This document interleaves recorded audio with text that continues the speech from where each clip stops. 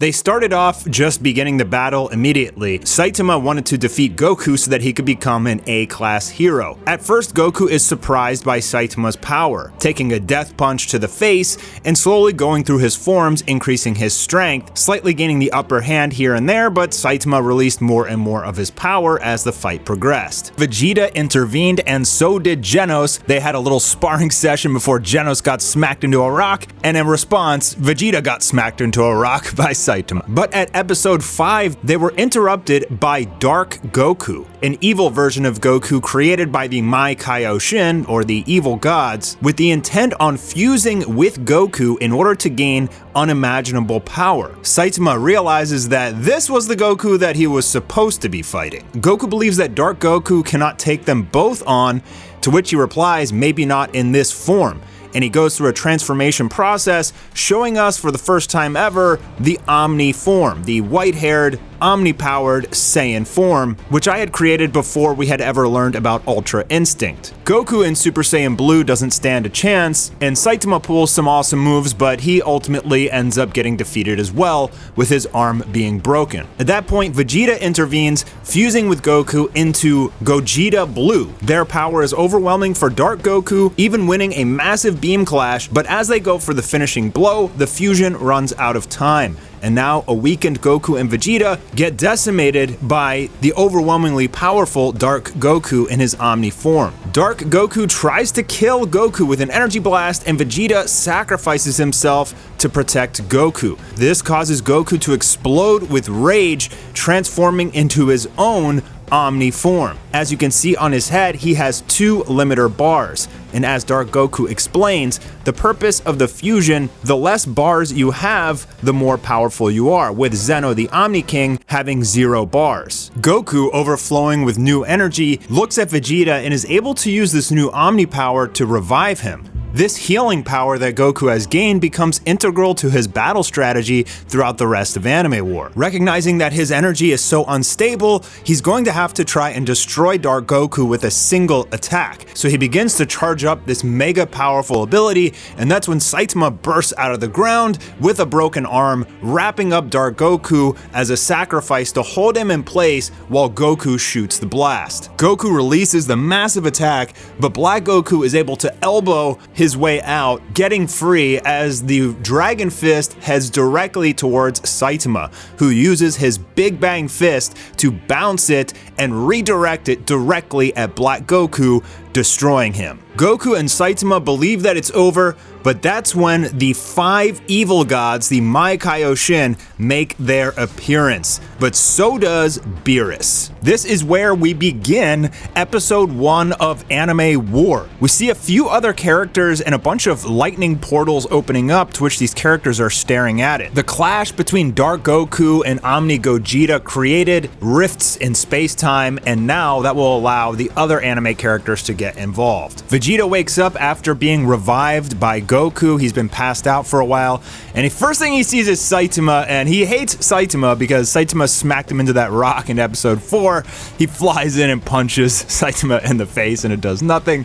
And Goku says, hey, he's not our enemy, he's on our side now, take a look over there. And that's when we get introduced to the 5 evil gods who have now come to fight. Each one is mysterious, powerful, and wears Potara earrings. Gohan throws Goku and Saitama a Senzu Bean, which they desperately needed after their battle with Dark Goku and for this big war to come. Turns out that everybody who's been joining, including Gohan, has gotten a major upgrade or some sort of new form, Gohan with his Triforce of power. But even with that, the leader of the evil gods sends off 2 of his warriors to other locations, which surprises everyone. Although they're outnumbered, the evil gods are still very confident it will be 3 versus many, and Piccolo and Gohan are excited to start the battle, but Beerus stops them and says, this is the duty of a god of destruction only, stay out of my business. He goes on the attack and completely decimates Koikutis, the Boo-looking evil god, even hitting him to the face with a direct Hakai, but it does nothing. There's something mysterious about these evil gods that even Hakai does not work. We see one of the evil gods, Sebas, has flown to this snowy area where he battles against Ichigo, but Ichigo, in his base form, is struggling a great deal. But on the other side of the map, Beerus continues his fight with Koikutis, slamming him with all sorts of combos. However, Coicutus says that he's getting the upper hand, and he goes in to attack Beerus, this time increasing his speed dramatically, even taking Beerus by surprise, who takes a few punches to the face this time. In the forested area, we see Demigra, who's battling off against Naruto and Sasuke, and that's when Luffy joins in to help them out. Beerus gets more and more exhausted as his battle progresses, to the point where he actually starts losing before Saitama actually comes in and saves him with a sneak punch right to Coicutus' face. And that's when Saitama says, "It's time to fight, together we can win."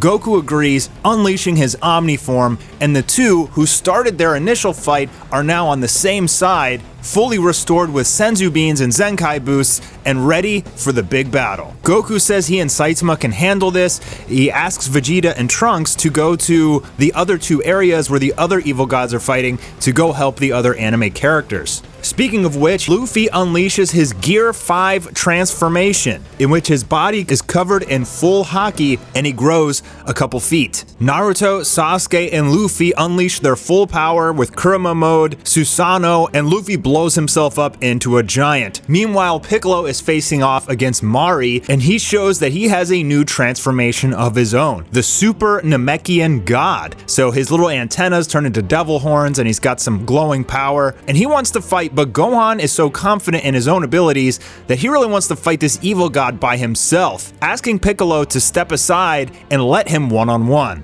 At first, he does amazing, and it seems like Mari actually has no chance against Gohan, who with this Triforce of power has mastered his Saiyan abilities. Meanwhile, Ichigo is still trying to fight this evil god by himself, upping his abilities and attacking more and more, but unfortunately, he's just way out of his league, and he's gonna get decimated pretty badly.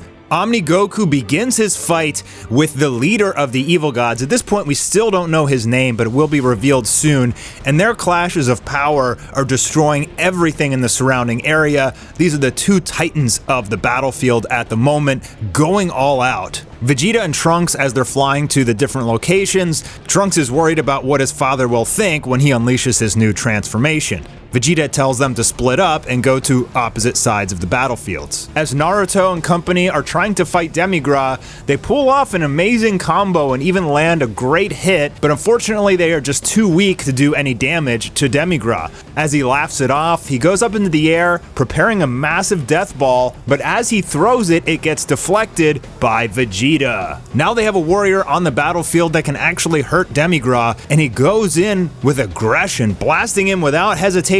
But unfortunately, Demigra shows that he will not be beaten so easily. Meanwhile, Omni Goku fights off against the leader of the evil gods, and they seem to be about even at this present moment. Saitama and Beerus are now facing off against Coicutus, and Beerus, pissed off, wants to win this battle without any help. Unfortunately for him, something is wrong with Beerus and he is losing badly, to which Saitama has to go in using a new technique, Serious Leap, to blast at light speed and punch Coicutus before he's able to hurt Beerus any further. Now, this punch from Saitama is so powerful that it completely decimates Coicutus, doing way more damage than Beerus was ever doing to him, and this catches everyone by surprise, even the leader of the evil gods. Why isn't dark siphoning working, he's asking. With so much strength, Saitama must be a god, right? This is the first time dark siphoning is mentioned in the series. It is the main tool of the evil gods to win this entire war. Essentially how it works, the more damage an evil god takes from an enemy god form, they absorb that god form's power.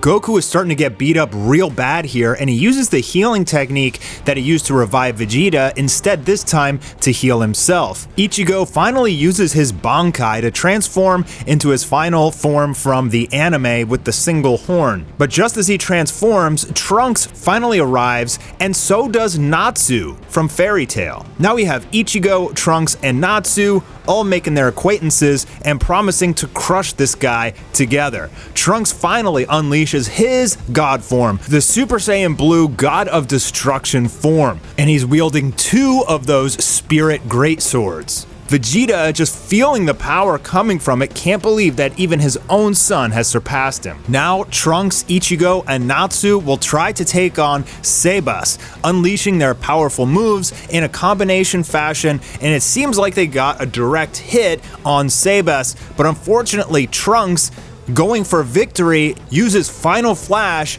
and that's exactly what Sebas needed to absorb that power and get far stronger.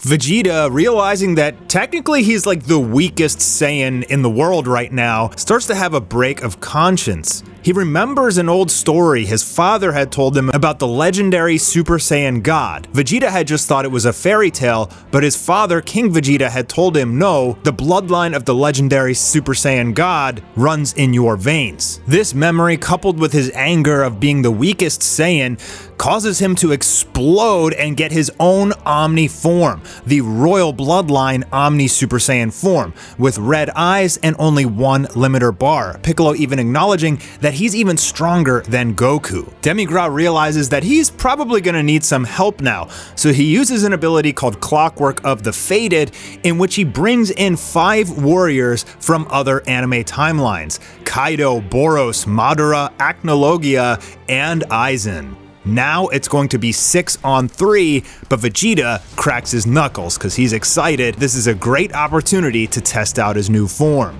Goku has been taking a beating in his battle with the leader of the evil gods, risking it all by using Kaioken times 100 to simultaneously heal his body while he uses the amplified Kaioken. With a 100 times power boost, he now turns on the heat against the leader of the evil gods, punishing him with combo attack after combo attack. Unfortunately for Goku, he doesn't actually realize that this is powering him up. This is actually helping out the evil god. Goku goes for the finishing blow with a Kaioken 100 times Mega Kamehameha, putting all of his power fully into this blast, shooting it at the evil god leader, and it appears like this finishing blow might actually work. Unfortunately for Goku, this is exactly what the evil god wanted. He was able to absorb all of that god power, so much of it in fact, that it transforms him now. This is the entire point of dark siphoning at work. Battle an enemy that has a god form and push them to their limits and absorb all of that maximum power. With no longer a use for Goku, the leader tries to take him out, but that's when Saitama intervenes. Saitama is actually key to this entire war because he's unaffected by dark siphoning. These evil gods cannot absorb his strength since he is mortal. But he goes in for an attack and his punch does literally nothing. The power that the evil god had absorbed from Goku is just too much. That's when Saitama unleashes his Berserker mode, which he had used against Dark Goku. And this time he's going to use Serious Table Flip. He grabs a chunk of the ground and lifts up seemingly a chunk of the planet up into the sky, proceeding to do an insane combo attack where he jumps around on all the blocks, continuously punching the evil god. But unfortunately, he gets hit by a lightning attack and then smacked to the ground, and as everyone's about to be killed, Whis comes in and saves them, teleporting them to a brief safety. Whis tells Goku not to use that healing technique plus Kaioken anymore because he's losing years of his life and some of his hair went gray. The reason why he's so late to the party is because the rifts in space-time are tearing the universe apart and he and the other angels are trying to keep it together. That's when he drops the bomb as to who the leader of the evil gods is, the dragon god Zalama. He was essentially the very first Grand Priest, and he tried to kill Zeno, taking the crown, and he was going to use the Super Dragon Balls to win, but he was banished to the 13th dimension before that could happen. And that's when he arrives back at the battlefield, so they weren't safe for very long. Meanwhile, Gohan reveals that he was hiding his actual full power this whole time, perfected Super Saiyan Blue, and with this power-up, he's able to take the lead in the battle with Mari once again, fighting up in the clouds, having a crazy aerial battle. But as it progresses, just the same story with all the other evil gods, the hero eventually starts losing as the evil god absorbs too much power and gets too strong. The remembering their years in the Room of Spirit and Time. Piccolo is showing how he has the Book of Namekian Legends, in which it teaches you how to fuse with 10 of your own children to become a Super Namekian god. That's how Piccolo got his power up, but Gohan also got a power up as well, a finishing move which he desperately needs and he's about to use. A combination of Piccolo's Makanko Sapo and his father's Dragon Fist next. This is the Dragon Cannon. Technically, it was a really good shot because it had the power to completely vaporize Mari, but he was able to survive, regenerate himself, and absorb all of that power. And as he's about to go kill Gohan, Piccolo finally goes on the attack, intervening with a cool combo and saving Gohan's life. Piccolo will fly away with Gohan, but they are not going to be safe for very long. In the forested area, Demigras' new army of fighters assemble to battle against Naruto, Sasuke, Luffy, and Vegeta. But Vegeta flies in, immediately destroying and erasing Acnologia, telling everyone else, "I don't need your help, I got this." Next, he catches Aizen's sword and punches off his head, before slicing off Kaido's arm and then finishing him with an overhead blast. Next, Boros steps up to the plate and he gets quickly defeated and vaporized as well. The only one left is the great Madara. Vegeta takes great pleasure in toying with and trolling Madara to make him think that he's actually doing something before blasting him with a Big Bang attack and destroying him. All that's left is Demigras, and Vegeta chops his neck, breaking it.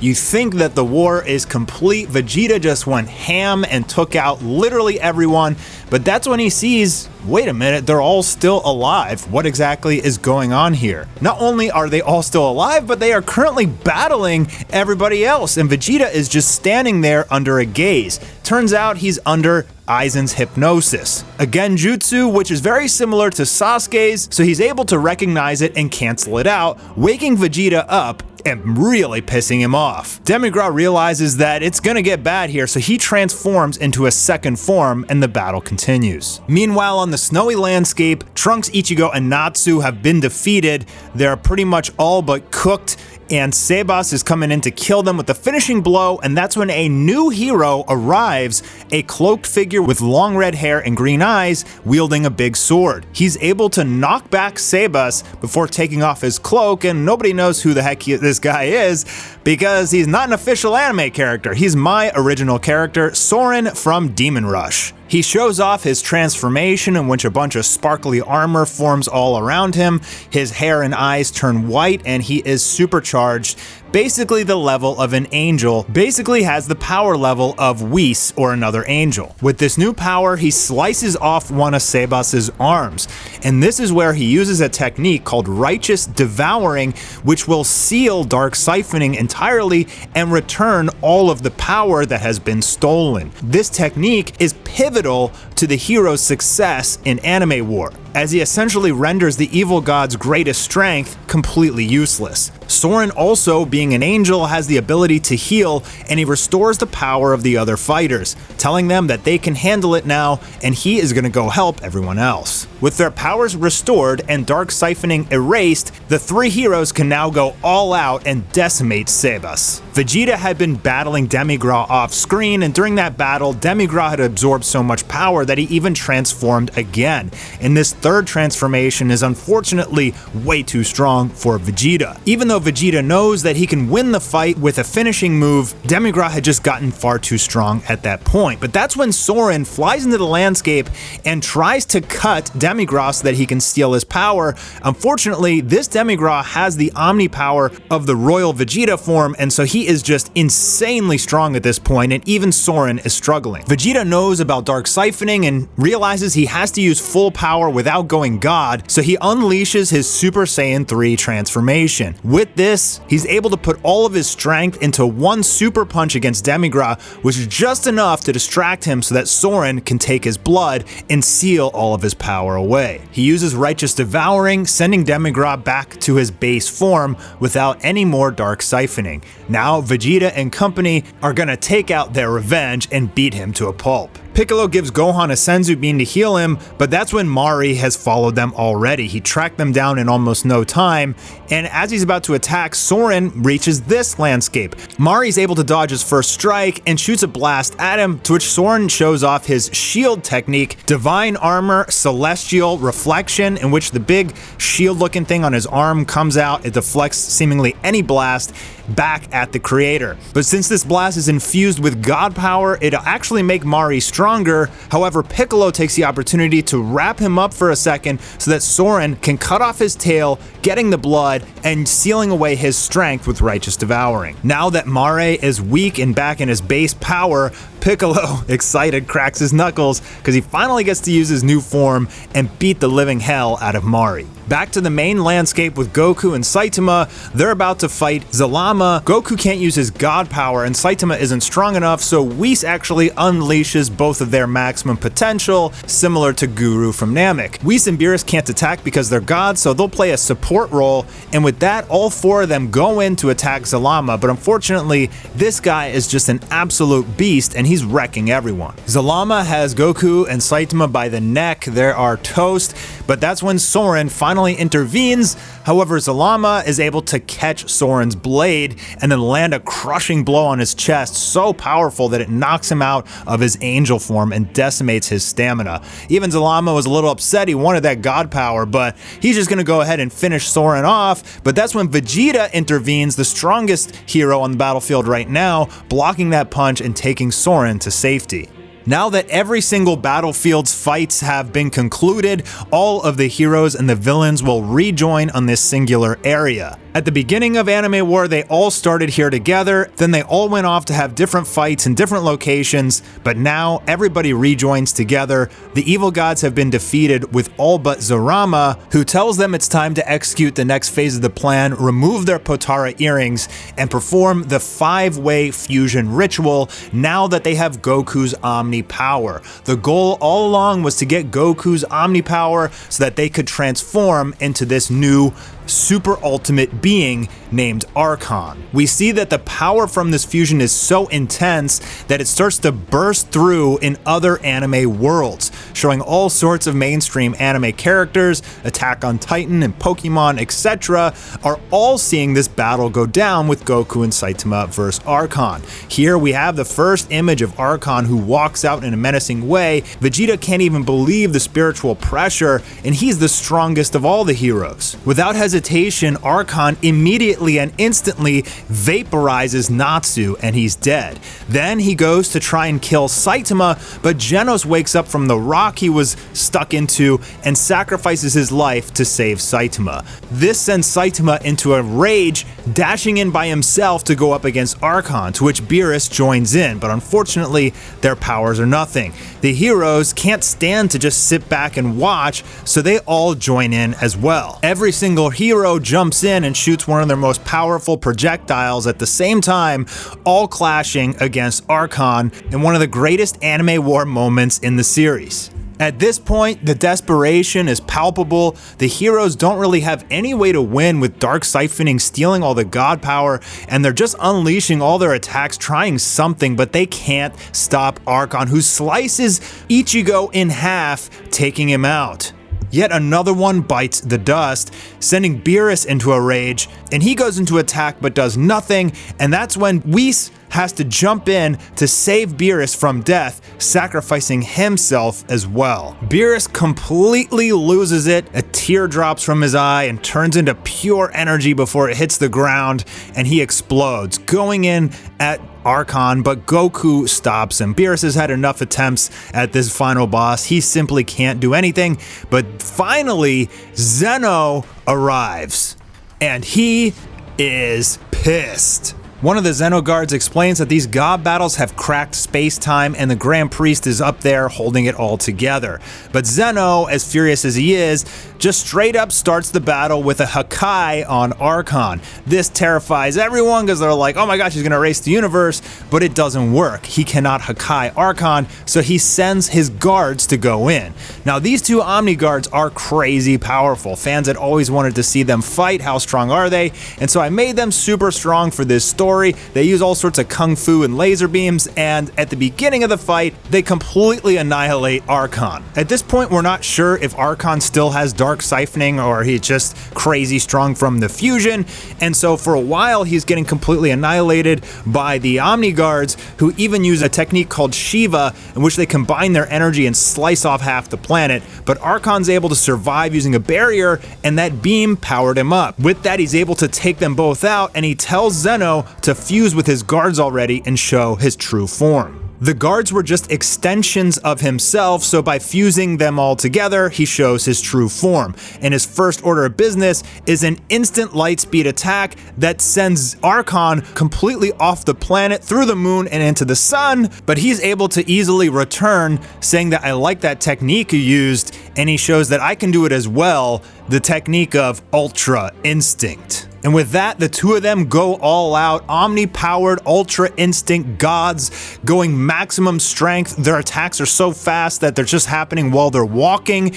and it explodes all over the place, all over the area, blowing everyone away. The clash of these two titans makes everyone speechless, and it seems like Zeno has the upper hand. He's landing more of the attacks, but Archon is hanging in there and also landing a bunch of attacks as well. So far, it seems like Zeno is gonna win this. But that's when we see Trunks with red hair in a Super Saiyan God form, and same with Gohan. Vegeta and Goku wondering, why are our kids in Saiyan God form?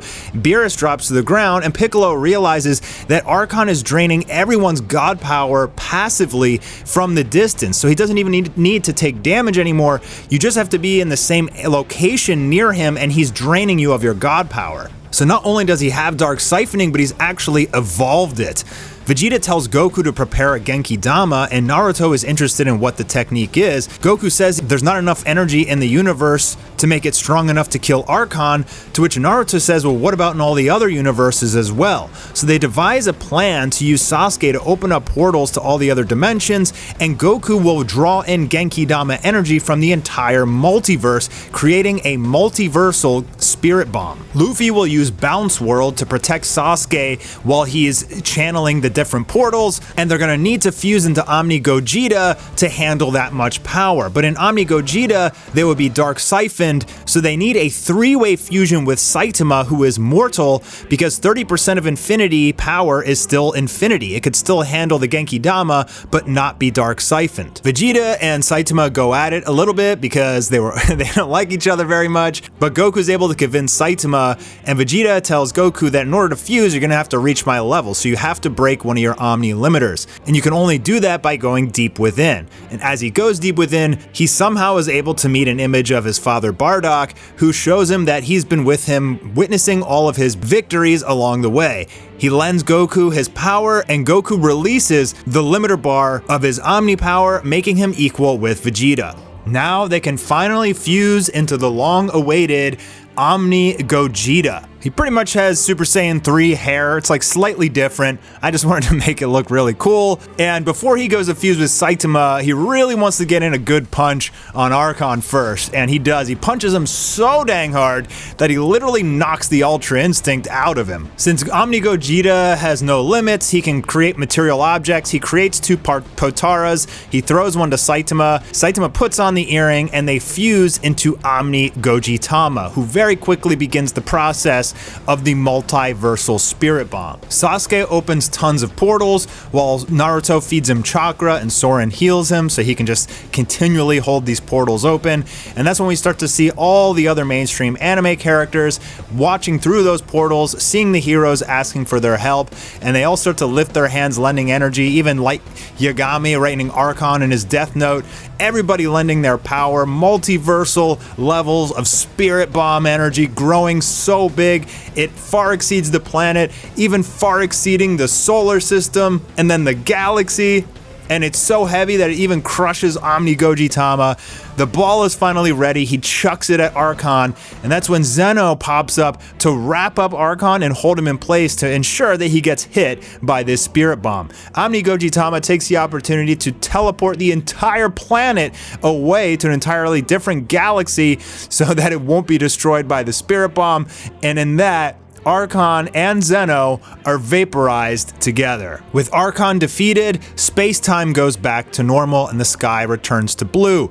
Zeno arrives and Goku's like, oh, I thought you died. And he's like, I did. I'm the other Zeno, because in Dragon Ball Super there's two Zenos. We also get Whis to return, and that's because Trunks from the future, he brought his Whis to stay in their timeline since he knows how much they love him.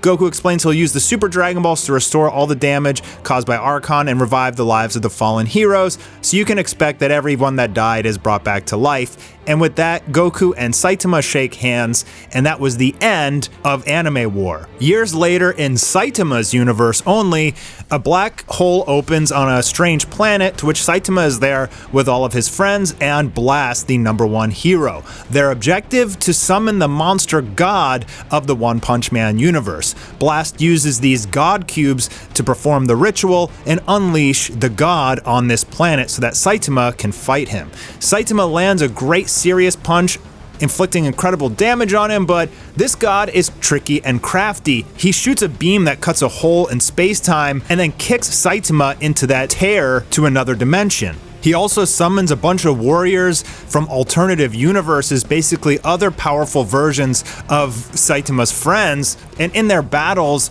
they go all the way up to the 7th dimension, known as the Construct. As a result of this, and as a result of following Dark Blast using his white hole power, the #1 hero Blast was able to also obtain this white hole power of creation. So right now, in Anime War, Blast essentially has god powers. In a desperate attempt to stop Saitama, the monster god erases all supernatural abilities from the entire multiverse, essentially leaving Genos as the strongest. He went in to fight valiantly but was destroyed, Boros was stomped on and crushed, and with no one left to fight and Saitama without any powers, he charged in. But before he was about to be killed, he disappeared and started to re-emerge from the sky. It turns out that this was not the highest dimension. There's dimensions even above where God was born. And Saitama is emerging from one of these higher dimensions, now with a glowing white aura. He has been upgraded by a god from an even higher dimension than the monster god. Now he has an even better series than the Sirius series. Now he has the God series, and he has a god destroying punch, with the god from the 8th dimension had given Saitama so that he could vaporize this monster god and finally take him out forever. Since Genos was killed but his core was still intact, Blast was able to use his new power to fuse it with the human Genos. So now Genos is mostly human, but he's cyberized. He still has like black eyes. Saitama sees that all these little bubbles in the sky are like different dimensions, and he's like, hey, I want to go check in on a friend. And that's when we go over to Beerus's planet and see Goku and Vegeta sparring, and through a portal comes Saitama and the new fused Genos. They give each other the greatest dap in anime history, and Goku realizes that Saitama is a whole lot stronger than he was before, even asking Saitama, are you hiding a new form under there? To which Saitama gives him a smirk. This makes Goku go bonkers. He gets so excited and he wants to fight, so he raises his ki to maximum and tells Saitama to show him his new form, to which Saitama obliges, calling out God mode.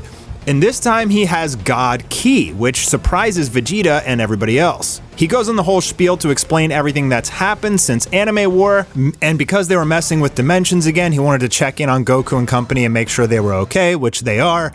So now they're gonna battle, but Beerus is like, not on my planet. So they go over to the realm of Kacchin Kai. This is where all Kacchin comes from. It's this infinite plane that they can use for combat. The perfect place for these two ridiculously powerful heroes to duke it out for their final rematch. And that is the entire story of Anime War so far in 30 minutes. I'm estimating the release for this big episode will be out sometime this summer. So be on the lookout, I'll be releasing more videos as we get closer. And if you want to watch the full 4.5-hour movie, you can download it on my Patreon, patreon.com/mastarmedia.